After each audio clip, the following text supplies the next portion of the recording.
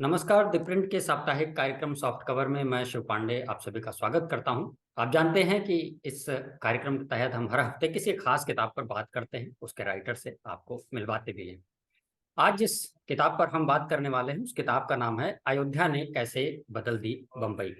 ये किताब है, आप देख सकते हो, और इसको लिखा है जितेंद्र दीक्षित जी ने, जो आज हमारे साथ हैं इस पर बात करने के लिए। जितेंद्र जी, आपका स्वागत है।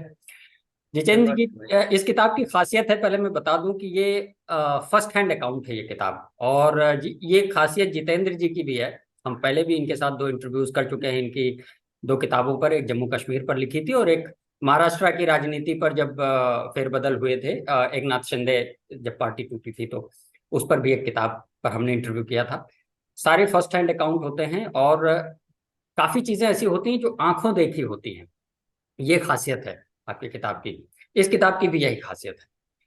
तो जितेंद्र जी, शुरू करते हैं अपनी चर्चा। आपने लिखा है कि अयोध्या की जो घटना हुई, बाबरी मस्जिद जो डिमोलिशन हुआ, उसने मुंबई को बदल दी। तो किस तरह का परिवर्तन आया? मुझे लगता है जब डिमोलिशन हुआ होगा तब आपकी उम्र काफी कम थी। तो किस तरह का परिवर्तन आया? मतलब पड़ोसी के प्रति रवैया कैसा बदल गया, या बिजनेस पर या दूसरी चीजों में क्या परिवर्तन आए मूल रूप से, जो आपको लगा हो कि ये बिल्कुल बदल गया? जी बिल्कुल, देखिए इस किताब की आत्मा भी वही है कि उस परिवर्तन को मैंने प्रस्तुत करने की कोशिश की है। हम्म। और जब ये बाबरी कांड हुआ था तब मैं 8वीं कक्षा का छात्र था उस वक्त, और मेरी एज यही कोई 13-14 साल की रही होगी। हाँ।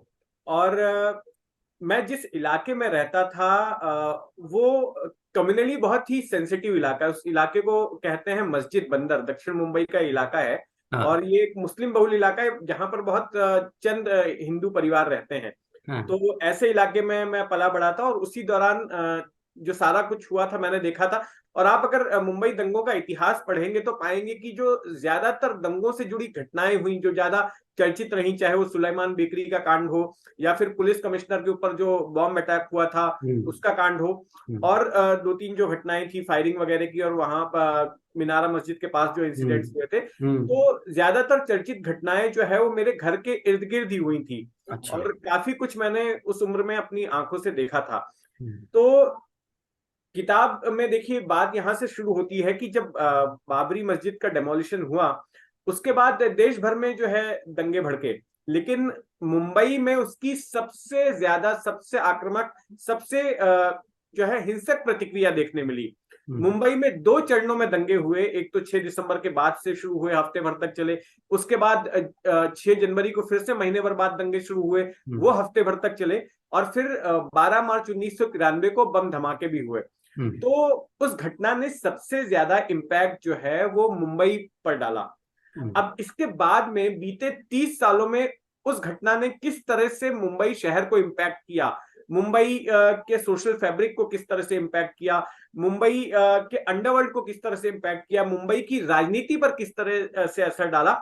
मेरा पूछने का मतलब ये है कि जैसे आप उस समय छोटे थे, आपने अपनी आंखों से बहुत सी चीजें देखी होंगी, तो इसके पहले की घटना और बाद की घटना में आपको किस तरह का परिवर्तन अपने आस पड़ोस में और एक समाज बिल्कुल, में देखिए दिखना मैं शुरू मैं हुआ? जिस इलाके में रहता था 2008 तक, मस्जिद बंदर, उसने काफी खून खराबा देखा। खून खराबा गैंगवॉर की शक्ल में, दाऊद गैंग और पठान गैंग के बीच में गैंगवॉर हुआ करता था उस इलाके में। फिर गैंगवॉर जो है सांप्रदायिक हिंसा की शक्ल में। उसके बाद आतंकी हमला भी उस इलाके में हो चुका है। 12 मार्च 1993 को जो तमाम बम धमाके हुए थे, तो उसमें एक धमाका जो है इसी इलाके में भी हुआ था। तो परिवर्तन ये आया कि एक तो मुंबई अंडरवर्ल्ड जो है, अगर मैं अंडरवर्ल्ड से शुरुआत करूं तो मुंबई अंडरवर्ल्ड जो है सांप्रदायिक आधार पर बंट गया। ओके। उसके पहले ये था कि सब कुछ पैसे के लिए ही होता था, सारा कुछ जो है। और हर गैंग में हर धर्म के लोग होते थे। डी कंपनी में भी हिंदू गैंगस्टर रहे, छोटा राजन के गिरोह में भी जो है मुस्लिम गैंगस्टर रहे। लेकिन हुआ ये कि इन दंगों के बाद से अंडरवर्ल्ड एक सांप्रदायिक आधार पर बट गया।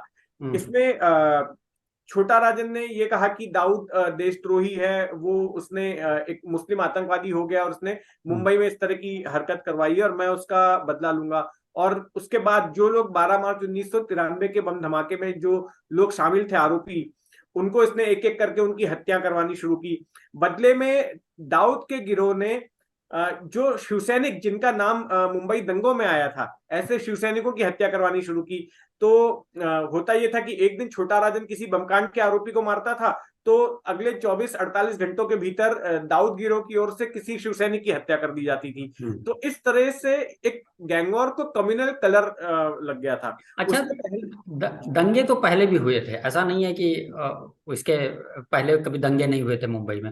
तो उस दंगे से इस दंगे में क्या अंतर था? मतलब ऐसा क्यों आप कह रहे हैं कि इसी के बाद चीजें परिवर्तित हो गई? दंगे तो देखिए, पहले मुंबई हुए थे। तो हमेशा कम्युनली सेंसिटिव रहा है। मुंबई हम्म। सांप्रदायिक तौर पर हमेशा से एक संवेदनशील शहर रहा है। जी। और आप देखेंगे कि 1893 से लेके हम्म। 1993 तक, 1993 तक जो है, मुंबई में 7 से 8 बड़े दंगे हो चुके हैं। हम्म। लेकिन इन दंगों में ये हुआ कि इन दंगों ने एक व्यापक असर डाला। ये दंगा बाकी के पिछले तमाम दंगों से बहुत बड़ा था। और हाँ। इसका असर, जैसा एक तो मैंने मिसाल दी आपको अंडरवर्ल्ड की, उसके बाद ये हुआ कि महाराष्ट्र की राजनीति में जो हिंदुत्व का मुद्दा आया था, जो हिंदुत्ववाद हम्म। की राजनीति शुरू हुई, जो ध्रुवीकरण शुरू हुआ, हम्म। वो इन दंगों के बाद से शुरू हुआ। अच्छा। इनको इन दंगों के बाद जो ध्रुवीकरण हुआ, जो हिंदू मुस्लिम वाला बवाल मचा, उसको शिवसेना बीजेपी कंबाइन ने, शिवसेना बीजेपी का जो गठबंधन बना, उसने जमकर भुनाने की कोशिश की और इसका उन्हें फायदा भी मिला।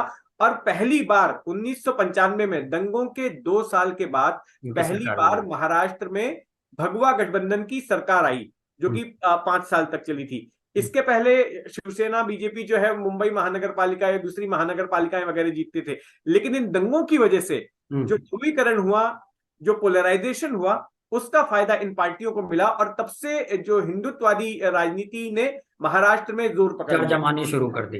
जी। अच्छा, दंगों के दौरान बीजेपी का या कांग्रेस का या आरएसएस का, शिवसेना का क्या रवैया था? कैसा, किसकी क्या भूमिका थी दंगों के दौरान? जी। दंगों के दौरान जो सबसे भूमिका जो एकदम खुले तौर पर, एकदम ओवर्टली सामने आई, वो शिवसैनिकों की थी। अच्छा। और शिवसैनिक जो है जगह जगह पर ऑर्गेनाइज करते थे। कई जगहों पर यह भी कहा गया कि शिवसैनिक जो है वो डिफेंड कर रहे थे कि कई इलाकों में जहां पर हिंदू और मुस्लिम कम्युनिटीज आमने सामने थे, ऐसी जगहों पर जो है हिंदू कम्युनिटी, जो हिंदू इलाके, उनको डिफेंड करने की कोशिश कर रहे थे। लेकिन अगर आप श्री कृष्ण कमीशन की रिपोर्ट पढ़ेंगे तो ये भी बात सामने आती है कि उस वक्त शिवसैनिकों ने कई जगहों पर हमले भी किए थे, कई मुस्लिमों को भी निशाना बनाया था, कईयों की हत्याएं की थी। और उन दंगों में शिवसेना का बहुत बड़ा रोल था। खास करके जो दूसरे दौर का दंगा हुआ जनवरी 1993 का, उसमें जो है काफी भयानक भूमिका जो है ये बताया जाता है श्री कृष्ण कमीशन की रिपोर्ट में, जिसका उल्लेख है कि काफी जो है शिवसैनिकों ने बड़ी भूमिका उन दंगों में निभाई थी। और एक जगह पर एक इंसिडेंट है कि एक पत्रकार जो है वो शिवसेना प्रमुख बाल ठाकरे के घर जाते हैं, तो उन्होंने ऐसा बयान भी दिया था कि बाल ठाकरे जो है एक किसी मिलिट्री जनरल के जैसे शिवसैनिकों को आदेश दे रहे थे हिंसा करने के लिए। तो ये तमाम बातें जो है काफी विस्तृत तरीके से उस रिपोर्ट में बताई गई हैं। और और ये भी है यहाँ पर कि दूसरे दंगों के वक्त में जगह जगह पर महाआरतियां हो रही थी। तो वो जो महाआरतियों का आयोजन था, उसमें भी जो है आरएसएस पर आपको याद होगा कि प्रतिबंध लग गया था जब। लेकिन वो जो महाआरती का आह्वान किया गया था, वो तो सड़क पर नमाज पढ़ने के अगेंस्ट में किया गया था। जैसे भी रिसेंटली भी हमने देखा, हनुमान चालीसा का जो मनसे ने किया, वो किसी जी चीज हाँ, के वही against। ग्राउंड बताया गया था कि अगर सड़क पर नमाज होगी तो सड़क पर महाआरती भी होगी। ये हम्म। उसके एक जवाब के तौर पर था। हम्म। और दूसरे दौर के जो दंगे हुए, उसमें कई बार जो है जो महाआरती के बाद में जो भीड़ निकली है, उसके बाद में हिंसक टकराव हुए थे। इस बात का भी जिक्र है वहां पर। महाआरती और महाआरती का के आयोजक जो है शिवसेना के अलावा जो है आरएसएस के कई सारे ऐसे ग्रुप्स थे जिन्होंने उन दिनों नाम बदल लिया था। जैसे राष्ट्रीय स्वयंसेवक संघ के बदले में राम सेवक संघ बना लिया था, या और मिलते जुलते नाम बना लिए थे। तो उन्हीं के लोगों की ओर से इस तरह की महाआरतियों का आयोजन होता था। आप भुलेश्वर के इलाके में चले जाते, कालबा देवी इलाका है, दक्षिण मुंबई का खेतवाड़ी का इलाका है, इन तमाम इलाकों में जो महाआरतियां आयोजित की जाती थी, वो इन्हीं की ओर से आयोजित की जाती थी। नहीं तो क्या इसमें कुछ, जैसे महाआरती क्या इसमें कुछ ऐसा प्रोवोकेटिव कोई बयान भी दिया जाता था जिससे दूसरा पक्ष को उकसाने की कोशिश की जाती थी, या सिर्फ महाआरती होती थी और बात खत्म हो जाती थी? नहीं नहीं, तो यहाँ पर सवाल शिव जी टाइमिंग का है अच्छा। कि जब एक तरफ शहर में कम्युनल वायलेंस इस तरह से हुआ था, कम्युनल टेंशन चल रहा था, उस दौरान जो है एक साथ इस तरह से लोगों का आना, जिनकी की कोई पॉलिटिकल बैकिंग रही है या कोई मिलिटेंट हिंदू ऑर्गेनाइजेशन से लोग जुड़े रहे हैं, उसके बाद में होता यह था कि कई ऐसे इंसिडेंट्स हुए जब महाआरती खत्म होने के बाद, महाआरती में जी हाँ बिल्कुल नारेबाजी तो होती ही थी, जैसे कि आज भी हम देखते हैं जो तमाम गौरक्षक नारेबाजी करते हैं या तरह तरह के आपने वीडियोस देखे होंगे, तो उस टाइप की नारेबाजी वगैरह वो सारी चीजें होती थी। लेकिन महाआरतियों के बाद में जो है कई जगहों पर हिंसक वारदातें हुई थी, ये बात दर्ज हुई है। अच्छा। अच्छा, कांग्रेस का क्या रवैया था इस दौरान? देखिए उस वक्त जो है सारी पार्टी लाइंस ब्लर हो चुकी थी। अच्छा। उस वक्त शहर में लोगों की दो ही आइडेंटिटी थी, या तो तुम हिंदू हो या तुम मुस्लिम हो, या तुम अपने वाले हो या तुम उनके वाले हो। हम्म। तो उसमें ये बात भी सामने आई जब मैं किताब पर रिसर्च कर रहा था कि कई इलाकों में कांग्रेसी शिवसैनिकों के साथ में मिलकर जो है वो कर रहे थे, जो हम्म। हिंदू कांग्रेसी थे, या फिर हम्म। अगर मुस्लिम इलाकों की बात करें तो जो मुस्लिम कांग्रेसी थे वो मुस्लिम इलाकों में दंगाइयों के साथ शामिल थे। इस जैसी भी बातें सामने आ रही थी, मतलब कि कोई मतलब वो पॉलिटिकल लाइंस जो सांप्रदायिक है आधार पर पॉलिटिकल डिवीजन। आइडेंटिटीज नहीं थी, हाँ। कोई राजनीतिक पहचान लोगों की नहीं थी। उस वक्त हम्म। सिर्फ धार्मिक पहचान थी, हर कोई शहर में जो है धार्मिक आधार पर पहचाना जाता था। आप भले ही कांग्रेस में हो, लेकिन उस वक्त में आप शिवसैनिकों के साथ में मिलकर जो किया जा हम्म। रहा था वो कर रहे थे। अच्छा, इस घटना के बाद जो है मुंबई में जो बम धमाके हुए थे, और उनके कुछ आरोपियों से भी आपकी मुलाकात हुई थी, उनसे बातचीत हुई, तो क्या उसमें पाया आपने? देखिए मैं जब इनका ट्रायल चल रहा था आर्थर रोड जेल में, हम्म। तब मैं उसको कवर करता था, और उस दौरान मुझे मौका मिला कि मैं कई सारे इस तरह के जो बमकांड के आरोपी हैं उनसे इंटरेक्ट करूं। हम्म। तो मुझसे बातचीत करते हुए कई लोगों को पछतावा था, उन्होंने जो किया था हम्म। वो उसका उन्हें पछतावा था, और वो कह रहे थे कि दरअसल हम एक माहौल में बह गए थे, हमें टाइगर मेमन की तरफ से जो है उकसाया गया था, और उसके पहले जो शहर ने देखा था, खास करके 1993 में ये हुआ था कि पुलिस के ऊपर आरोप लगा कि पुलिस ने हिंदू दंगाइयों का साथ दिया था, और हम्म। पुलिस ने कई सारे मुस्लिमों को फायरिंग में मारा। तो एक पुलिस के अगेंस्ट में और एक सरकार के अगेंस्ट में भी एक सेंटिमेंट खड़ा हो गया था मुस्लिम कम्युनिटी के बीच में। तो हम्म। उस सेंटिमेंट को टाइगर मेमन ने भुनाया, और इन युवकों को जो है उसने साथ में लेकर इन हम्म। बमकांड को अंजाम दिया। तो हम्म। अब ये इन लोगों को पछतावा हो रहा था, और उनका कहना था कि जो हुआ था बहुत बुरा हुआ था और हमको इस बात का पछतावा है। तो हम्म। वो लोग रिग्रेट कर रहे थे, लेकिन उन्होंने हम्म। कहा कि उस वक्त का घटनाक्रम ही ऐसा था कि ये लोग उस सांप्रदायिक आग में, ये भी जो है मैंने नहीं, मेरे आपने अपनी इलाके में। किताब में ये मेंशन किया है, बाद में भी आप तमाम लोगों से मिले थे जो उस समय पुलिस फोर्स में थे, या तो कभी आपको लगा इस दौरान ऐसा कभी कुछ आपको?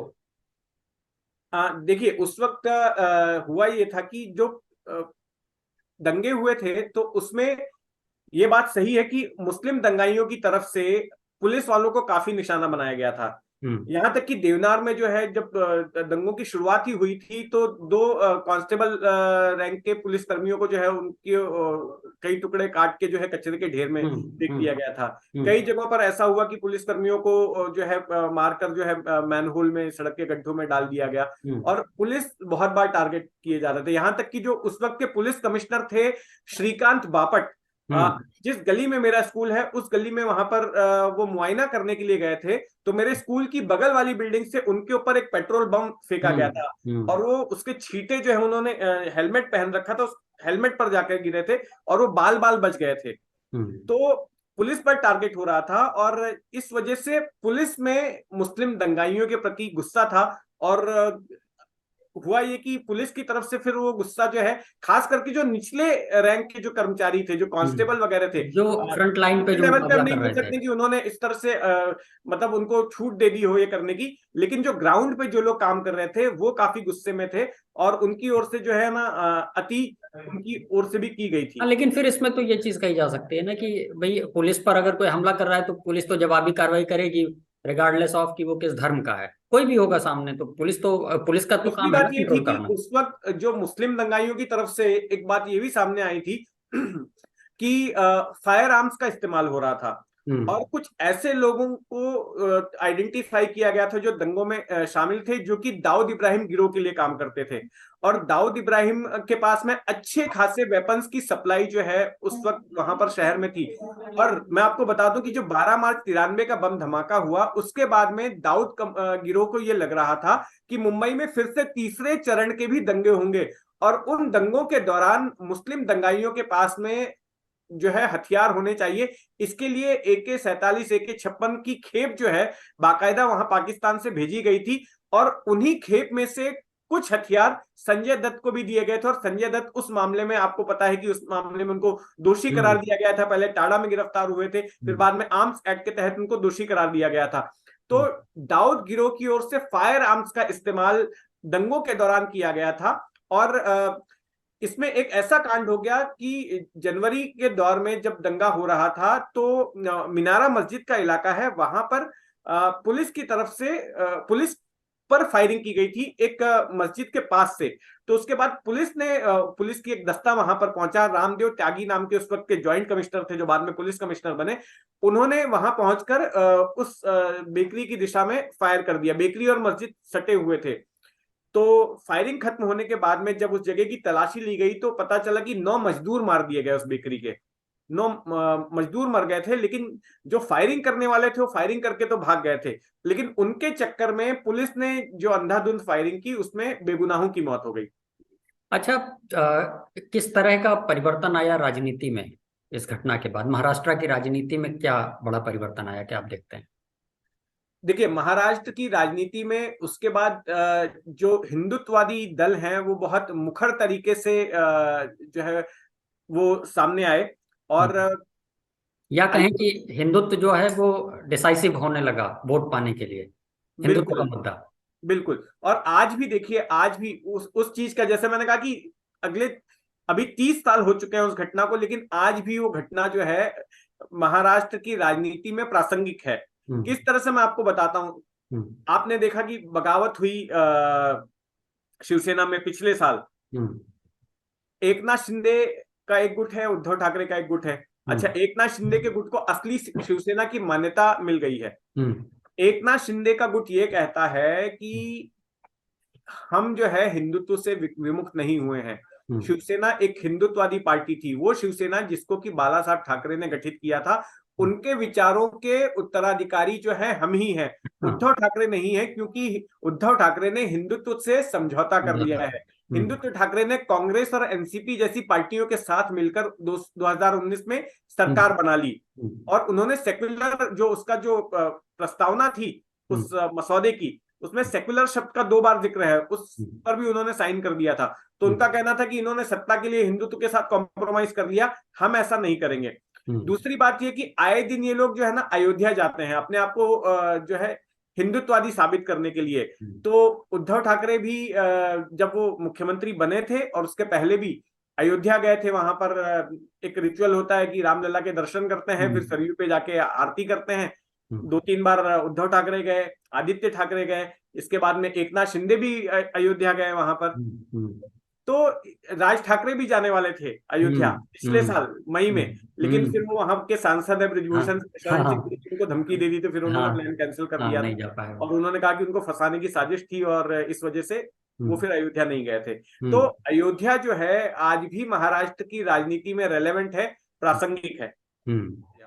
अच्छा, demolition man of Bombay Khairnar साहब जो थे, जो जिन्होंने वो उसका दाऊद इब्राहिम का जो घर था कथित रूप से उसको गिरवाया था, हाँ, तो उस पर क्यों उन पर क्यों रोक लगा रही थी एनसीपी? मतलब उन्हें काम क्यों नहीं करने दे रही थी? ऐसा आपने अपनी तभी किताब में एनसीपी मेंशन नहीं किया। थी, उस वक्त कांग्रेस में ही थे शरद पवार। एनसीपी हाँ। 1999 में हम्म। बनी थी। हाँ। देखिए, खैरनार जो है वो काफी उस वक्त चर्चित थे। हर दिन अखबारों में उनकी तस्वीरें छपती थी, हम्म। और वो इसलिए चर्चा में आए थे कि उन्होंने चुन चुनकर जो है हम्म। दाऊद गिरोह की जो बिल्डिंगें थी, उन्होंने लिस्ट बनाई थी हम्म। कि दाऊद की प्रॉपर्टी की, उस पर वो हथौड़ा चलाते थे। और बाकायदा थे तो अधिकारी लेवल के, लेकिन वो मजदूरों के साथ मिलकर अपने हाथ से हथौड़ा चलाया करते थे। हाँ, तो अभी आज बुलडोजर बाबा कहे जाते हैं योगी आदित्यनाथ जो है, लेकिन हाँ। उस दौर के जो बुलडोजर चलता था वो खैरनार उसका चेहरा था खैरनार मुंबई थे। में। और हाँ, वो डिप्टी कमिश्नर रैंक के अधिकारी थे। हाँ, और हुआ ये कि अ, दाऊद की जो ज्यादातर इमारतें थी वो अल्पसंख्यक इलाकों में थी, मुस्लिम हाँ, इलाकों में थी। हाँ, हाँ। और सबसे बड़ा जो उसने दाऊद का नुकसान किया था वो ये था कि महजबीन नाम की बिल्डिंग दाऊद ने बनाई थी, जहां पर दाऊद का पुराना घर था, जहां हम्म, पे उसका परिवार रहता था। हम्म। उसके ठीक सामने उसने एक आलीशान इमारत बनाई थी जिसका नाम दिया था महजबीन अपनी पत्नी के नाम पर। और उसमें टावर। इटालियन टाइल्स और, मेजोबिन टावर। हाँ बिल्कुल, टावर, महजबीन टावर। और कई सारे मतलब इंपोर्टेड नल वगैरह और काफी अच्छा फर्श। सोने की परतों बेसिकली वाले नल मुद्दा ये लगवाए था गए थे। कि दाऊद इब्राहिम जो है बड़ा गिल्टी फील कर रहा था कि मैं यहाँ पर दुबई में जो है ऐशो आराम से जी रहा हूँ, याशी कर रहा हूँ, लेकिन मेरा परिवार जो है वहां पर बड़ा सिंपल तरीके से रह रहा है। तो वो हाँ, चाहता था कि परिवार भी उसी तरह से रहे, तो इसके लिए उसने सामने से एक पुरानी इमारत थी उसको हाँ। खरीद लिया और उसको वहां पर फिर अपना एक टावर बना दिया। हम्म, तो उसको डेमोलिश किया खैरनार ने। अब ये एक तो इमारत तो गिराई, लेकिन इसके साथ साथ दाऊद को एक तरह से दाऊद की इज्जत पर भी उसने बुलडोजर चला हथौड़ा दिया, चला दिया। जो उसके सबसे बड़ी खौफ बात का तो वही माहौल था होती है, कि इज्जत वाली। इतना सा अधिकारी जो है वो ये कर रहा है। हुआ ये कि उसके बाद उस इलाके से कई सारे पॉलिटिशियंस भी थे जो कांग्रेस से थे। हाँ, मैं यहाँ पर मतलब सीधे किसी पे आरोप नहीं लगाता, हाँ, लेकिन ये तमाम लोग जो इनके रख रखाव करने वाले थे या जो उनके सारे लोग थे, उन्होंने पॉलिटिशियंस को अप्रोच किया कि भाई हम्म, ये इसको रोकिए, इस तरह से ये कर रहा है तो गलत है। और जिस तरह की राजनीति हो रही थी और जो अल्पसंख्यक तुष्टिकरण का आरोप लगते आया है पार्टी विशेष पर, तो हाँ, वो सारा कुछ फोर में आया। और फिर ये कहा गया कि खैरनार जो है सिर्फ अल्पसंख्यकों को टारगेट कर रहे हैं, अल्पसंख्यक हाँ, इलाकों में। उन्होंने इसके अलावा जवेरी बाजार इलाके में टाइगर मेमन की एक इमारत को भी तोड़ दिया था। हम्म। उसको भी आइडेंटिटी, वो भी बड़ी अच्छा, उनकी आलीशान जान को इमारत थी। खतरा नहीं था क्या? इतने बड़े लोगों पे हाथ डाल रहे थे। हाँ, वही था। देखिए, उनकी जान को खतरा, तो उनको सुरक्षा दी गई, लेकिन फिर बाद में क्या हुआ कि जब वो इस तरह के इलाके में जब डेमोलिशन की कार्रवाई करने जाते थे तो उनको साथ में पुलिस बंदोबस्त लेते थे वो पहले। हम्म, तो सरकार ने क्या करना शुरू किया कि उनको पुलिस बंदोबस्त ही देना मना कर दिया कि नहीं, आज हमारे पुलिसकर्मी यहाँ बिजी हैं, आज वहां बिजी हैं, तो उनको बंदोबस्त ही नहीं मिलता था। हम्म। तो मतलब वो टाल मटोल, और फिर बाद में शायद उनको सस्पेंड भी कर दिया गया था। हाँ, उसके बाद उनको सस्पेंड भी किया गया था, डिरेक्शन ऑफ ड्यूटी के भी आरोप लगे थे, कई सारी लेकिन चीजें, फिर उनको कई तरह से हैरेस भी किया गया था। और उन्होंने शरद पवार के ऊपर कई गंभीर आरोप लगा दिए थे। हम्म, उन्होंने कहा था कि शरद पवार के अंडरवर्ल्ड लिंक्स के ऊपर मेरे पास जो है ट्रक भर के एविडेंस है, हाँ, ये भी कहा था। और शरद पवार पे उन्होंने काफी गंभीर आरोप लगाए कि उनके अंडरवर्ल्ड से ताल्लुक हैं, अंडरवर्ल्ड की मदद कर रहे हैं। हम्म, और बहुत सारे आरोप उस दौरान जो है उन्होंने लगाए। उसके बाद वो एक क्रूसेडर बन गए थे, जगह जगह पर उनको लोग इनवाइट करते थे भाषण देने के लिए, सभाएं लेने के लिए। हम्म। तो ये सारा कुछ चलता था और हर सभा में वो पवार को टारगेट करते थे और ये बताते थे कि किस तरह से दाऊद के खिलाफ कार्रवाई करने की वजह से उन पर एक्शन लिया गया और उनको तंग किया जा रहा है, उनको परेशान किया जा रहा है। हम्म। लेकिन यहाँ पर ये बात भी, इस बात का भी जिक्र करना जरूरी है कि ये तमाम आरोप तो उन्होंने लगा दिए थे शरद पवार के ऊपर दाऊद से लिंक के, लेकिन कभी कोई वो सबूत नहीं दे पाए कि पवार के किस तरह के और लिंक्स दाऊद के साथ और में है। महत्वपूर्ण बात ये भी थी कि उसके बाद में जब शिवसेना की सरकार आई थी, गठबंधन सरकार बीजेपी शिवसेना की, तो उन्होंने भी इनको बहाल नहीं किया, ये सस्पेंड थे तो। बिल्कुल, ये तभी भी इनको बहाली का विरोध किया शिवसेना ने। अब हाँ, कोई भी जो है पार्टी जब सत्ता में आती है तो वो कोई ऐसा अधिकारी नहीं चाहेगी जो उसको डिफाई करे या उसके हम्म। उसके साथ आदेश। कन्फ्रंटेशन करे। और हाँ, खैरनार जो एक ऐसे अधिकारी की उनकी छवि बन गई थी कि जो किसी की नहीं सुनते थे, अपनी मन की करते थे। तो हाँ। उनको जो लगता था कि ये गलत है और मुझे यहाँ पर कार्रवाई करनी चाहिए तो करते थे। तो हम्म, पहले तो जब जब तक वो सत्ता में नहीं थी शिवसेना जो है, तब तक तो बड़ा समर्थन किया, सामना हम्म। अखबार में भी खैरनार के बारे में छापा जाता हाँ, था, क्योंकि घेरना था हवाई दूसरी की पार्टी जाती को। थी। लेकिन जब खुद शिवसेना सत्ता में आई, तब खैरनार उनके लिए भी जो है अछूत हो अनटचेबल गए। हो गए। अच्छा, आपके एक दोस्त चरण शर्मा, जिनका आपने जिक्र किया, बदला हुआ नाम आपने बताया है, भोजपुरी एक्टर हैं, जी, और उनको आपने किसी अंडरवर्ल्ड डॉन से जुड़ा हुआ पाया था, किसी शूटर के तौर पे या गार्ड के तौर पे। तो उनके बारे में कुछ बताएंगे क्या? देखिए अभी हैं वो एक्टर? देखिए चरण शर्मा का क्या हुआ, वो कॉलेज में मेरे साथ में ही था। कभी कभार लेक्चर अटेंड कर लेता था कैंपस में, नहीं ये तो। वास्तविक नाम बताएंगे इनका? असली नाम? हाँ। अगर असली नाम बताना होता तो मैं किताब में ही ना लिख देता। उनका करियर, पॉलिटिकल करियर चौपट हो जाएगा, वो राजनीति में बहुत लंबी पारी खेलना चाहते हैं। ठीक है, मत बताइए। आपको आपको मैं मिलवा दूंगा, आप मुंबई आइए तो मैं आपको मिलवा दूंगा उनसे। जरूर जरूर जरूर। अच्छा, याकूब मेनन को जिस जज ने सजा सुनाई थी फांसी की, जी ओदे साहब, उनका एक इंटरव्यू आपने किया था।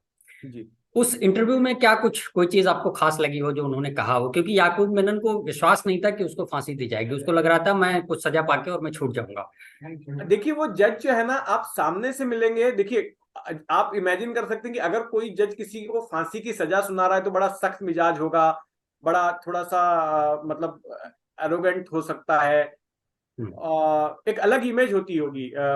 लेकिन ये जो पीडी कोदे थे, ये बहुत ही मतलब जो है ना मिलनसार टाइप के व्यक्ति हैं। हम्म। अभी भी मैं उनसे संपर्क में रहता हूँ, उनसे अक्सर बातचीत होती रहती है। और जब ये जज भी थे, हम्म। तो जो जज का आमतौर पर एक ईगो दिखता है, एक अहंकार दिखता है, सख्त हम्म। मिजाजी दिखती है, खास करके टाडा जैसे अदालत हम्म। की।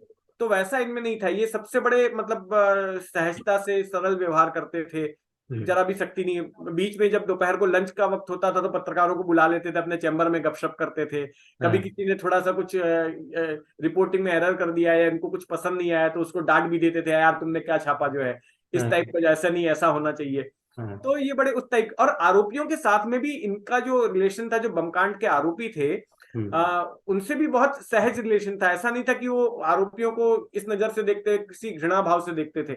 उनसे भी वो अच्छा ही व्यवहार करते थे। हम्म। यहां तक कि उस टाडा कोर्ट में एक नोटिस बोर्ड लगा हुआ था, जहां पर याकूब मेमन और बमकांड के सारे आरोपियों ने एक ग्रीटिंग कार्ड बनाया था उनके लिए, और हम्म। उसमें दिवाली विश की थी कि हैप्पी दिवाली कोदे साहब।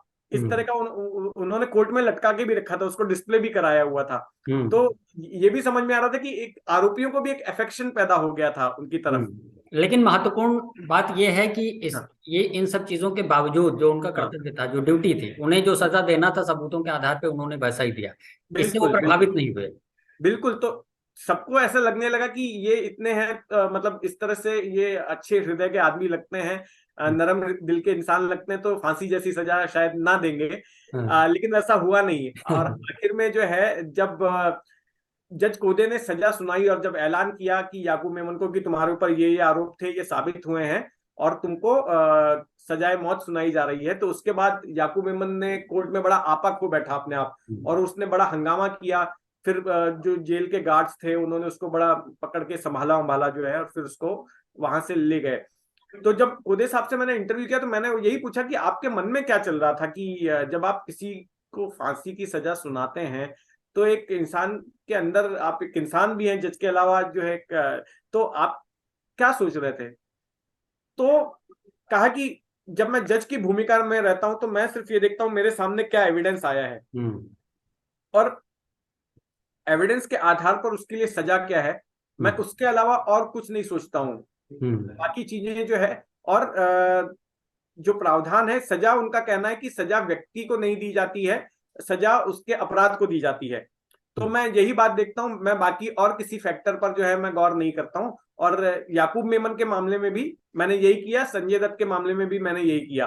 हम्म। हम्म। तो ठीक है सर, बड़ा अच्छा लगा आपसे बातचीत करके, आपकी किताब पढ़ के भी बहुत अच्छा लगा। तो ये थे हमारे साथ जितेंद्र दीक्षित जी, जिनकी किताब है अयोध्या ने कैसे बदल दी बम्बई। इसको आप जरूर लीजिए, जरूर पढ़िए, क्योंकि ये फर्स्ट हैंड अकाउंट है। मैं फिर इस चीज़ को दोहरा रहा हूँ। खास बात ये है कि जिसको इन्होंने अपने सराउंडिंग में देखा है, जो भी चीज़ें इसमें लिखी गई हैं, या तो उनसे इन्होंने बात किया है, तो जो भी है सुनी सुनाई बातें नहीं है, फर्स्ट हैंड अकाउंट है, इसलिए जरूर पढ़िए। बहुत सी इसको पढ़ करके आपको जानकारी मिलेगी। अगले हफ्ते हम फिर किसी खास किताब के साथ आपके सामने हाजिर होंगे। तब तक के लिए मुझे शिव पांडे और हमारी पूरी दिव्य टीम को इजाजत दीजिए। सर आप आए, आपको बहुत बहुत धन्यवाद। धन्यवाद।